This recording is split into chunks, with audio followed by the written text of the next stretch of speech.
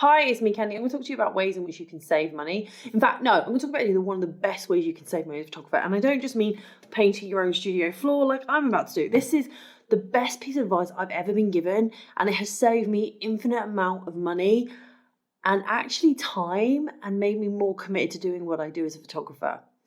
Let me explain. I mean, I could tell you to go and buy all this client software stuff and it will save you time, obviously, but it costs money. And sometimes when you're starting out, you don't have the money there yet to commit to monthly direct debits. And that to me is perfectly acceptable as a reason why you haven't yet invested. And people throw the word investing around a lot. One of the biggest investments you can make in terms of saving yourself money is the power of saying no and when to say no. I see a lot of people chasing clients who just give off red flags, because you don't learn to recognize the red flags. And those red flags are dependent on what kind of photography you do. But generally for me, a client's red flags could be they are really reluctant to reply to emails, speak on the phone. I mean, there are certain circumstances people don't want to speak on the phone, which makes sense, right? But when they say it's urgent, but then they're slow in response, if they've been a bad payer in the past, if they keep changing the parameters, if they haven't done their research into who I am, I've told one client 3 times what is included in the package, yet they still ask me. To me, that's a red flag. And that's when I start losing money. When we have bad customer service, we are very vocal about it. So if we have bad client service, why are we not? Why do we just keep chasing the bad clients? Sometimes you cut them off and you go, right, I'm not right for them now. All right, they're not a client for me. And you let them go. Let it go. We're not going there. But you get the idea, right? By the way, this isn't me telling you not to do groundwork with clients. There are certain clients that you need to do proposals for and stuff like that. But this is me saying, are you spending a lot more time with certain clients than you should be? I can't imagine it would be great fun to send six emails, say, and have 2 telephone calls to get a mini session in. But I am hearing this from photographers in forums that I'm part of. People are chasing people for money. Do you know what? If they don't book by a certain time, stand by what you agree to, because otherwise you're literally chasing them. Bad customer service could also go the same way around for us. And you're going to go, how are you losing money because they haven't booked in? I'm losing money because I'm spending business time, business resources in trying to adhere to this client's time schedule. Now, I'm not saying you shouldn't give them some leeway, but there are often the client that will take up so much of your time, yet not really give you the value back.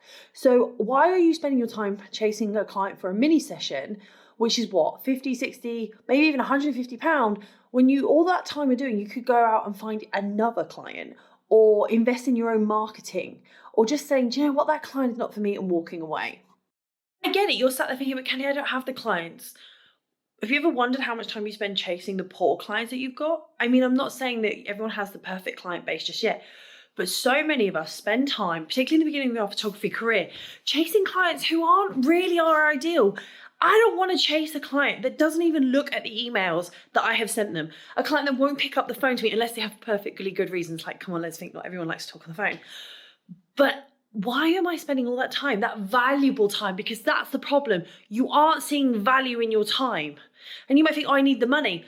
You are spending a lot of time chasing a very low value client, or even if they're a super high value client, you've got to know when to cut your losses, as they say. There are people out there who'll tell you to keep a schedule and a spreadsheet of everything you do and how much you spend and all that. But maybe if you kept a schedule and a spreadsheet of how much time you spend on something, you might start realizing that some clients are costing you more than they actually should be costing you.